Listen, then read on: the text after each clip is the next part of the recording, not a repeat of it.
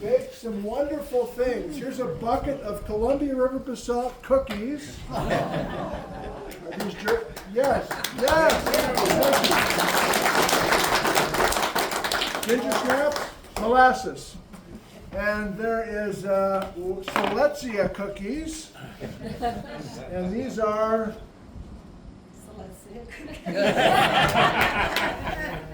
chocolate chip? No. They've got cranberries, pecan, coconut. Cranberries, pecan, coconut. And inspired by what I was doing this past winter, I was using green M&Ms as a teaching prop with triple junctions, a plate tectonic story. So these are triple junction brownies with green M&Ms on top. So Mickey, thank you.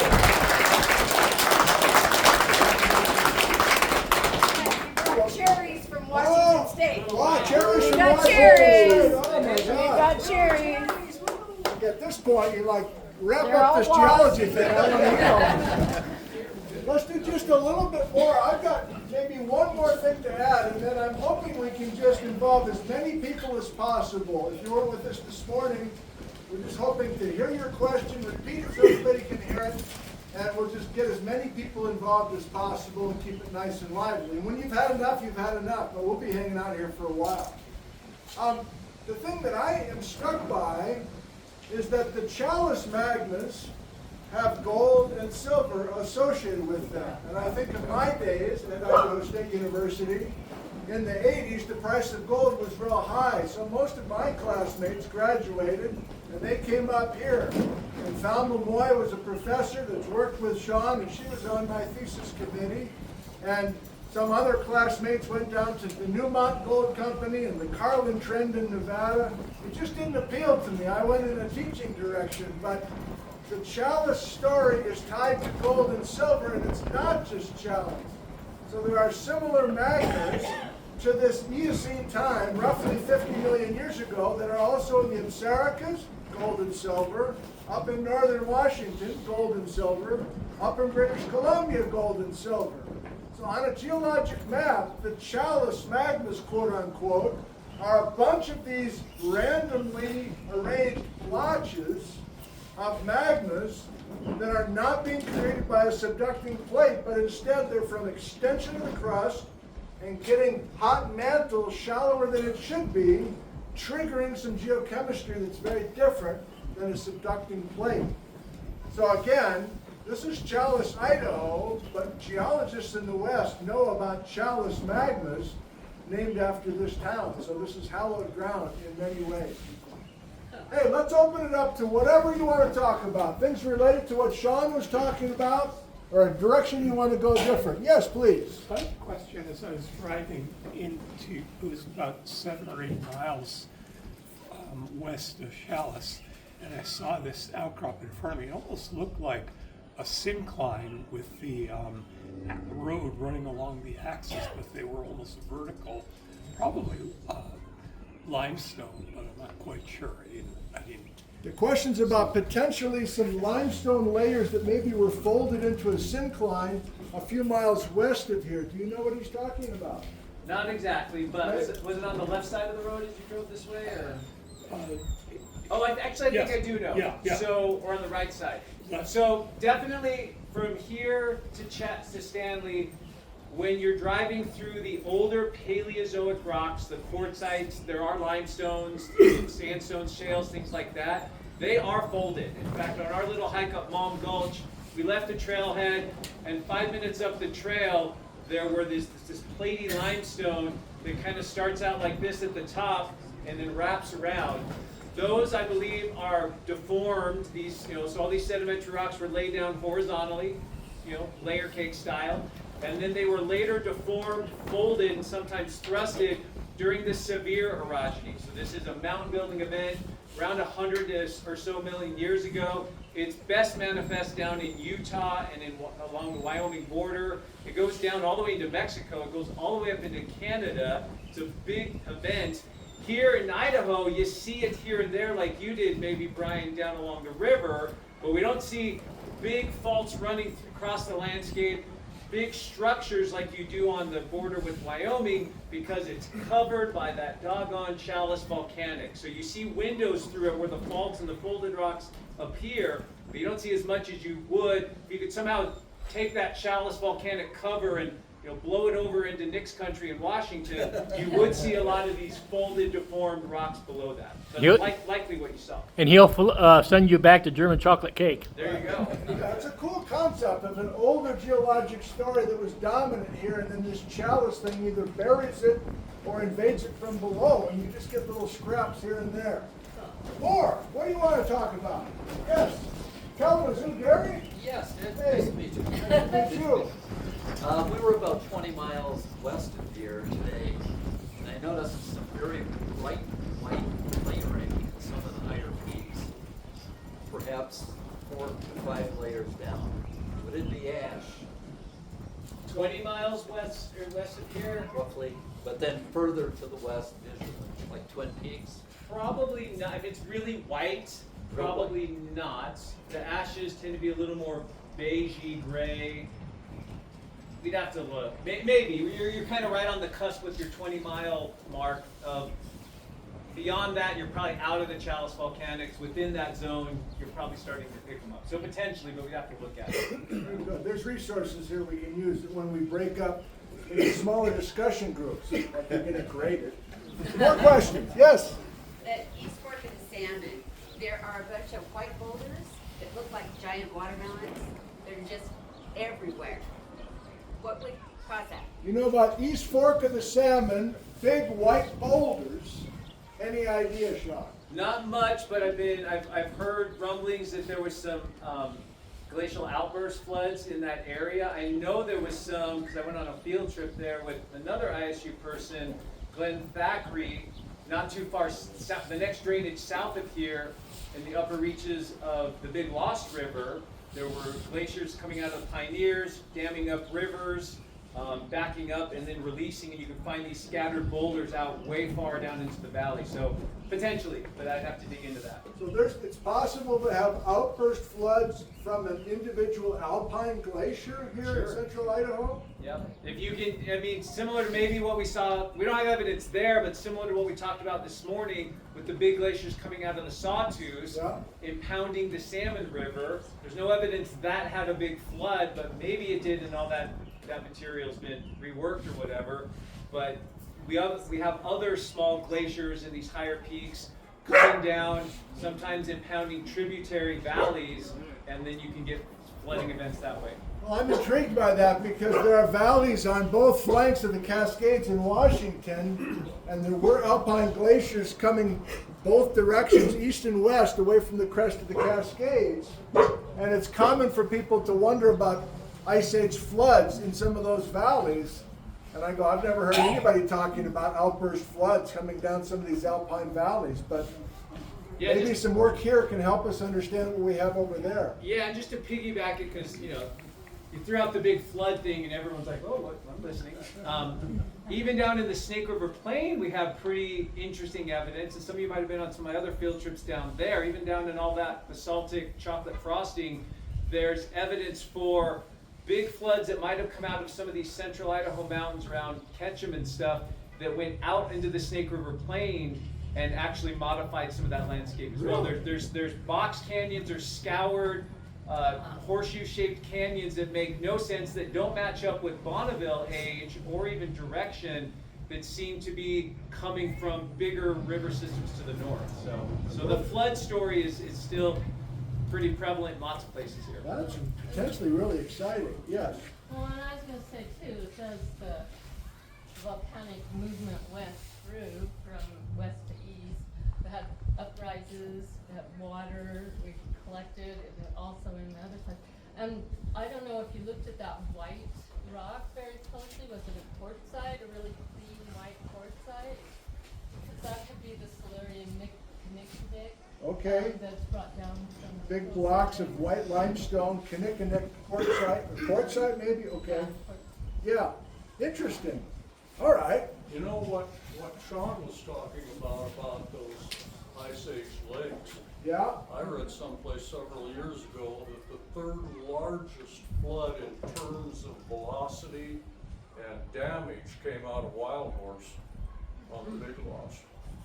And I'm a desert rat. I've been running the desert down there all my life, and there are big old boulders out in the city, just like you were talking about. Yeah, heading And down there's towards gravel all over in places you would never see. Yeah. Mountain gravel out there in the basalts, and there's a slot canyon out there too. I was going to mention to you later. Yeah, Oh boy. You see what you started? Yeah, I said this is going to be going on now, this boulder talk. Yeah. So this same East River, East Fork. okay, right where we're staying is, where the rocks are, is beautiful hillsides, but the rock is tilted. I mean tilted, almost like the Columbia River Gorge. Okay. Only they're not as solid looking. Yeah. So are there is some? that You hold down the pushing fort up for a or- minute. I'll go get the beef jerky to add to this. So are there young? How young do the folded layers go? Are some of our Challis layers folded? Volcanic layers? The Challis is, if the Challis layers are tilted, or I don't even know, there might be some regional broad folds, but they're pretty subtle. They're not dramatic. The more dramatic folding or rocks on end that you're seeing through here are more likely the older Paleozoic, age, let's say 300 to 500 million year old. Those are the rocks that are more dramatically folded by the severe orogeny. Severe orogeny takes place 100 million years ago, and then the Challis comes later, so it doesn't get deformed by that event. Oh. Yeah, so it's tricky. You got to keep track of all these things and stuff. And I sit there and spend my life, looking at it. Even then, I barely understand it. Also, it's tricky. It's hard. Let's do more. Is this why you guys came? I hope this is what you were hoping for. Like, I don't know. Yes. Could you talk a bit about the antler orogeny and what was going on along the margin that may be? Can you? So, yeah, good question, Brian. So the question was about the antler orogeny. So the idea is that, so we go back to, let's say, the Devonian, so we're back maybe 380, 400-ish million years ago. The west coast is mostly at that time been accumulating sediments, what we call passive margin. So it's just nothing's exciting, right? There's no national parks over there at that time because there's no big mountains. It's just a site of just coastal deposition off the shore. There's just sediments accumulating, some near shore. But then it changes a little bit because there's a little island arc, a little chain of volcanoes that starts tracking into the Pacific Ocean, and then that collides with Western North America. It's a small arc. As orogenies go, it's pretty small potatoes. It's not Himalayan style. It's not severe orogeny scale. It's fairly small, but what it creates is that arc accretes to the continent, so it adds more real estate to this part of North America. The coastline then is pretty much central Nevada, central Idaho, so Washington, Oregon, California, not even land at that point. We're back that far. But what it does is it accretes, is it also develops ahead of it a big basin, what we would call a foreland basin ahead of it. So the crust actually gets pushed down isostatically in response to that load being added. And in that big deep basin, so now we're talking like right through the Wasatch area of Utah, coming up into Sun Valley, this area a little bit as well. There's a big basin. Marine activity is very productive. We're kind of near the equator. We're tropical at that time, latitude-wise. And so there's lots of organic material, marine organisms living and dying and accumulating on that seafloor. So you get these really thick deposits. For folks maybe familiar with northern Utah, if you go down to, I'll give you two places, Provo, Utah, and look up at like Mount Timpanogos, the big peaks above Provo in Utah County, in the Wasatch Range. That whole stack of rocks is almost all foreland basin deposits from the antler orogeny. It's called the Ochre Formation. And across the valley, near Salt Lake City, there's a big mine, the Bingham copper mine, and that copper mine is in a big tens of thousands of foot stack of these same types of deposits. There, it was heated up and intruded by an Oligocene 30 million year old granite body, Pluton, that caused reactions and concentrated all that copper. But that continues up into here. So maybe that's more on the antler than you wanted, but that's the 3-minute version. So A few more. That one over here. Yeah.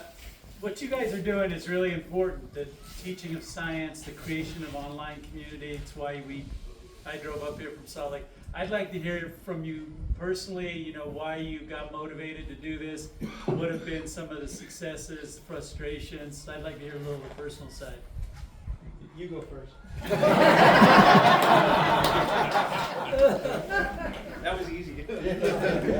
Thank you. I don't know, Doug asked a question about the motivation for us to do this YouTube stuff primarily, but it could be more than YouTube. It could be writing books, it could be television programs, and so on. My short answer, Doug, is that I've been teaching a long time, 35 years or so, and the first 15, I was just teaching classes in a classroom and teaching field classes. And there was nothing unique about what I was doing. It was very similar to what I was observing when I was a student. But when my kids were old enough to do their own thing and they didn't want to hang out anymore with me as a parent, I suddenly had a little extra time, and I knew that there was a general interest in geology. From all the people back in the day calling on an office phone and asking questions, or visiting my office, as Shawn gets as well, is this a meteorite, is this a dinosaur bone, is this... And so I knew this was not just a general topic, but especially living here in the West, there was a lot of really curious people. Now, there's a lot of people who aren't very curious, but in general, this is one thing I think we all have in common, is we're curious people. And we're curious about landscapes that we have here in a beautiful place like this. So, I started doing television locally, just with people at my university, and then people saw that and they asked, would I do some public lectures? And then would I film the public lectures and put them on TV? And then YouTube started, and can I put the lectures on YouTube? And then somebody at my university said, can we make a PBS TV show to promote the university? And so on and so on and so on. So it's all been very, very positive. And reaction from people like you, many of whom I'm meeting for the first time, but you've been watching for a long, long time, it's just a good feeling. So that interest just motivates me personally just to keep going. And I like to be as simple as possible, but it's the human connection. I don't think it's even geology. I think it's beyond geology. I think it's a human connection thing like we have right here, without getting too corny about it. We need connection these days. It doesn't feel like there's a lot of connection out there. Shawn!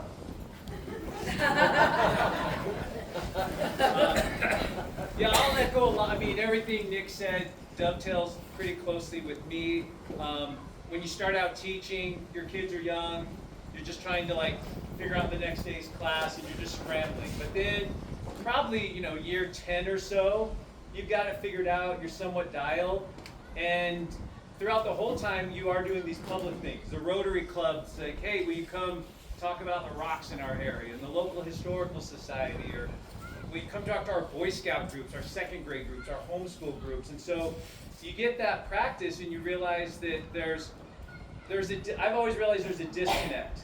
As scientists, we live in a bit of a silo. This is a little dark. Where'd you go? Let's go. So the system that Nick and I and Sky and Kathleen were in as students in school, in the academic institutions, and I work for an academic institution, so I'm not trying to bite the hand that feeds me, but the system is teach them geology, teach them technical vocabulary, let's learn to read scientific papers, let's learn to write scientific papers, let's learn to go to professional conferences with our colleagues and present our scientific papers with our terminology and our jargon and such, and that's the system. And then you get your PhD, and now you're writing peer-reviewed publications, and you're on the tenure track, and you're off to the races, right? That's great. There's nothing wrong with that system. But what that does is it takes that person, it trains them to be a professional scientist, but we're losing the ability, wholesale, most of the time, to communicate with the public. And to the people, I became aware that people are very interested in the things we're doing as scientists. Our research on Yellowstone supervolcanoes, the Ice Age floods, whatever. These are exciting things that curious people want to know. And we didn't have, and we're doing better, but we have a long ways to go. We don't have a lot of good mechanisms to bring these science stories to the people in a way, not to dumb it down, but just meeting them where they are. Like you can explain something without 20 fancy words by substituting a couple other words.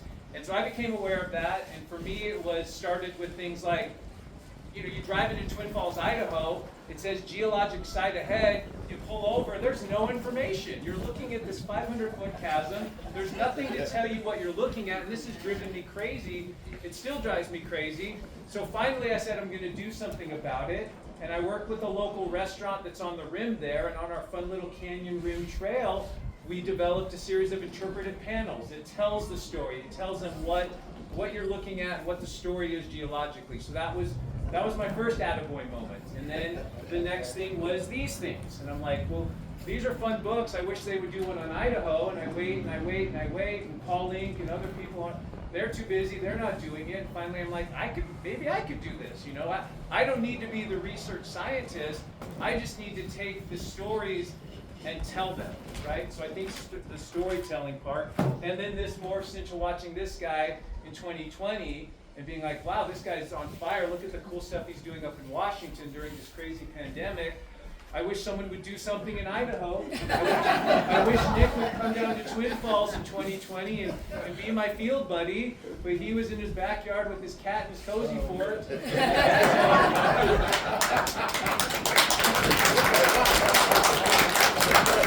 And I admired him for that, and I thought, wait a minute, I think there's room here for other people and other voices and other approaches. And I've celebrated all the other people that I've been able to see doing similar things, and the YouTube vehicle is a really good platform or mechanism for me to tell geology the way I want to and the things I'm interested in, and Nick to do his thing, and Myron Cook's in Wyoming, and there's Geo Girl, and all these other people that are starting to come into that landscape. I think it's great. I think we're not competitors. We're hopefully working together, and everyone's got their own flavor. And I just echo everything Nick says to wrap up. This is too long-winded, but the community, the feedback you get from people, that when you hear from people that say things like, I'm on hospice, I can't get out of bed. I used to climb mountains and do these things, and I watch your videos and it takes me back. And for that one moment, I get to be young again, or I get to see the earth through your eyes. Like, I'm really getting a little choked up just thinking about it, but that's like the best thing of all. That's what keeps me going, is like, hey, I'm still sort of young, I can do a couple of these things, I can tell these stories, and if I can bring that joy to someone else, and it's kind of a legacy thing. I really hope that, like my kids will look back and like, my dad's still on YouTube. He's passed away 20 years ago, but my dad's on YouTube, and I can see him in his prime, I can see him doing what he loves, and I can see the impact he had on people. So. Yeah, Three cheers for that. We should probably end there, but I don't know. Let's do a few more. It feels like we still have people that want to talk a little bit. Yeah, and then we'll come over here. So I drove out of Long Valley to here, and California? No, sorry. So near Cascade. Okay, yes, thank you. I have family there, and every time I drive down from Spokane to visit them, this is still an Idaho question, don't worry. I go through Whitebird Hill, I descend, and I drive through Brigands. And every time I go there, you go from the basalt to like this metamorphic like mess. Yeah. And then you're just back into like Granite City for forever. What is the deal with Brigands? I'll start, but I know Nick will have something to say too.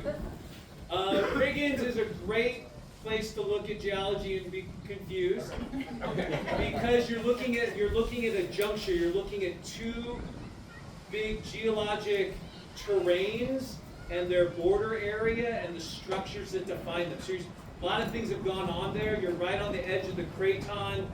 You go upstream from Riggins, to the takeout for the Salmon River, and you're in the batholith. You're on the craton. You're in the nucleus of North America. But you're in Riggins, and everything's getting smeared and squished, and so You're on like the fuzzy edge now. you're seeing several different geologic events and provinces kind of amalgamating in the Riggins area. So it's messy. I would add something that I saw really for the first time after trying to make sense of those shear zones a couple of years ago with some help. We all know the San Andreas Fault in California. It's a major plate boundary, and the west side of the San Andreas Fault is inching north with each big earthquake compared to the other side. But what does it look like 20 miles below the surface of the San Andreas Fault? Is that crack going all the way down to 40 or 50 kilometers? Almost certainly not. Once we get down below 20 kilometers, it's warmer, and it's rock that's still sliding past each other, but it's warm taffy as opposed to a brittle crack. So I think of the Riggins area as a place where there used to be a San Andreas Fault 100 million years ago, but we're seeing the stuff that was below that San Andreas Fault that's been lifted up. There's a similar shear zone up through the coast plutonic complex in British Columbia. Same idea. There was probably a San Andreas Fault at the surface, but that surface fault is gone. The stuff beneath it has been brought to the surface. So it's complicated, but I like the simplicity of a simple transformed plate boundary right above those messy rocks. Let's do a few more. Yes? How far are we from the hanging wall slab that has been identified by heat waves through earthquake technology? Yeah. I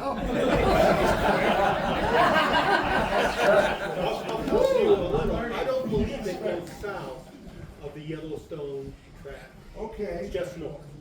So I think the question is about the Idaho slab curtain, which is, there's a new set of data that's looking in the subsurface down in the mantle.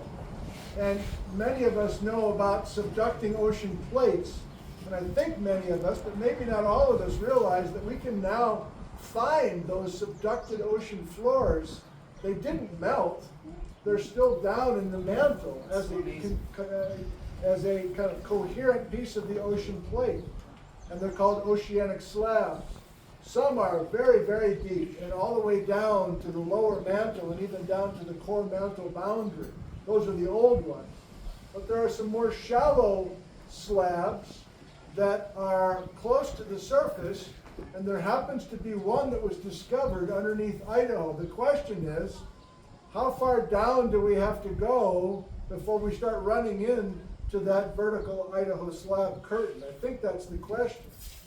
It's controversial because some say it's connected to the surface, even though that's a slab that should have detached and has been sinking for 50 million years.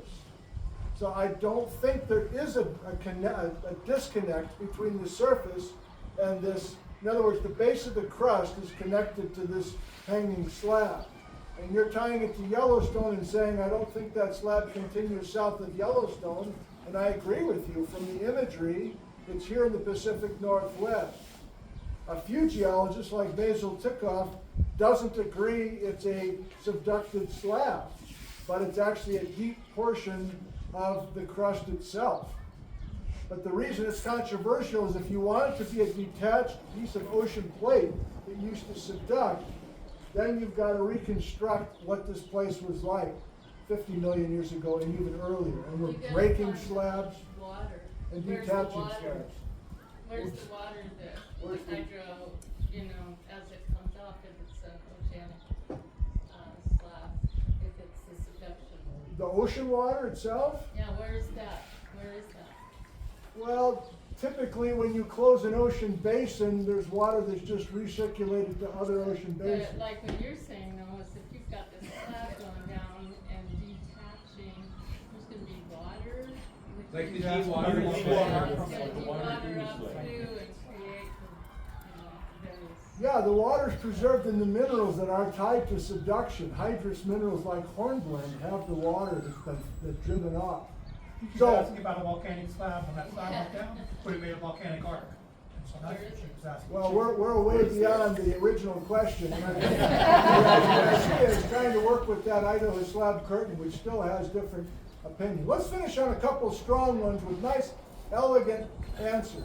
Yes. Three favorite rocks. Three favorite Yes. rocks. What are your three favorite rocks? We have the belt We'll come back. rocks, even down here, there's the Apple Creek and some others for the Yellow Jacket and whatnot. But up north, it's a huge slab, 40,000, 50,000 feet, and it just ends. And there's controversy that ended up in Siberia or down in Australia or someplace down there. Yeah. Have they ever figured that one out? I can relate to that. So this is a question about the belt supergroup, a series of what have been conventionally viewed as old beach rocks along the western margin of North America. So we're talking about western Montana coming down into central Idaho. It's essentially Precambrian, originally sedimentary rocks that are now metasedimentary rocks. The question's talking about, are we back old enough where we tie it to another continent that used to be here, connected to us, and then the continent drifted away? So is there a matching set of beach rocks on another continent? I've looked into this a fair amount and made a program on a supercontinent cycle. I said supercontinental cycle. And Australia seems to be the leading candidate for the continent that used to be parked right here as recently as 750 million years ago.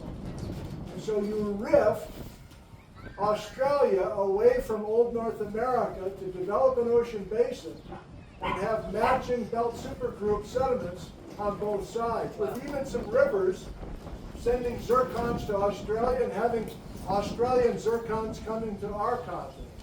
Not everybody agrees it was Australia, some like Antarctica, or some like Siberia, but pretty much everybody agrees. If you go back more than 500 million years ago, there was not deep ocean here, but there was a continent connected to it.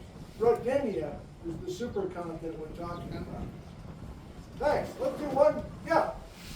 Does the Beaverhead impact site have any relationship to any of the orogeny? Thank you. A question about the Beaverhead impact. That's in your book, isn't it, Shawn? Yeah. Go ahead, Nick. So the Beaverhead orogeny, I'm trying to remember it all now, takes place well before like the severe orogeny. So it's complicated, of course everything is. The Beaverhead orogeny, which we're not too far from, so there's a chapter in the book on Leeton Gulch, which is up one of these canyons over here, not far from Challis. The thing to see up there, I knew the story was cool. People like meteorite impacts. The question when I wrote the book was, is there anything to see? You know, like at a human scale. And there's these big, massive clasts, breccias, and that's not convincing in and of itself. It's suggestive that it could be an impact, but there's other things that could be responsible for those. But Paul Link and other people and some ISU folks did some microscope work on those rocks and found that there are, so quartz is a really strong, tough, robust mineral. Even with metamorphic processes and other tectonic processes, it's hard to get a small quartz crystal to deform or really do anything. But the one thing that can have a big impact on small quartz crystals are these high-speed, high-velocity impacts from space, meteorite impacts. And what you see in those quartz crystals in the microscope are these fractures, these small little fractures running through the quartz crystals. And that's really the smoking gun. Getting back to your question, sorry I got off topic a little bit there. The problem with reconstructing the Beaverhead impact is it happened about 600, 700 million years ago, and then you've got all this geology superimposed on it, so we can't really say for sure where the crater is or was from the surface. We can see where the shatter cones are, we can see where the broken, shattered quartz is, And the best evidence we have for its location is using magnetic and geophysical methods to see where the rocks in the subsurface look a little bit different. And depending on what you use there, you can see a pretty clear ring, large. I can't remember the diameter, it's in the book, so I can't quote myself. But it's among the bigger impacts. And so, but then you've got the spherorogeny on top of that, and the Challis volcanics, and the basin and range, and so that's really like muddies the waters. Yeah. So yeah, hopefully I answered your question. Well done, Sean. Yeah, here's the last one. I think this might be easy enough answer for me to understand. I live close to the Uintas. Why do they run east and west? I think I did a video on that. You did? I think so. But anyway, go to the video, just kidding. The quick answer to the Uinta Mountains running east-west, it's one of the bigger mountain ranges in the west that runs east-west, and then I had people saying, wow, the transverse ranges in Southern California, and there's the Raft River range in northern Utah. The Uinta Mountains, the way I understand it, it's a basin inversion story. So during this Rodinia breakup, during the Precambrian, there was a rift basin that opened up in that area. You dumped in tens of thousands of feet of sand and gravel and mud into that basin. This is before life is on land, so there's no fossils in it. It's beautiful cross beds. It's spectacular looking rock. So that stuff forms in an extensional setting in a basin. And then you fast forward to the Laramide orogeny, which impacts eastern Utah into the Rockies of Colorado. And even though it's not oriented well for an east-west compressional event, those structures get reactivated, even though they run east-west, kind of sort of parallel to the compression direction. But those same faults that formed the basin that the sediments got dumped into get reactivated. Now, instead of being normal faults in an extensional environment, they get reactivated as thrust faults. And this is a very common theme in geology. When there's already a fault there, it's a weak zone. And so even though you might have formed it with extension, if you have a regime of compression later on, you can reactivate those structures. And so those basin rocks, which were low, that formed in the Precambrian, you reactivate the boundary faults, and that basin is inverted and now becomes an uplifted area. And so that's kind of the quick story there. They don't match up perfectly with what you'd think. You'd think east-west compression during the Laramide should produce north-south trending mountains, but the structures were already there, and it was probably a little bit oblique. And that's the story that part I know. So. Very good, Sean. Thank you, thank you. Hey, oh, Sean! Thank you, everybody, for coming tonight. Saber has added some beef jerky from Wisconsin to the pile here, so please help yourself to all this wonderful stuff. And please don't hesitate to visit with whomever's around you, and of course, Shawn and myself. Thanks for coming, everybody. Appreciate it.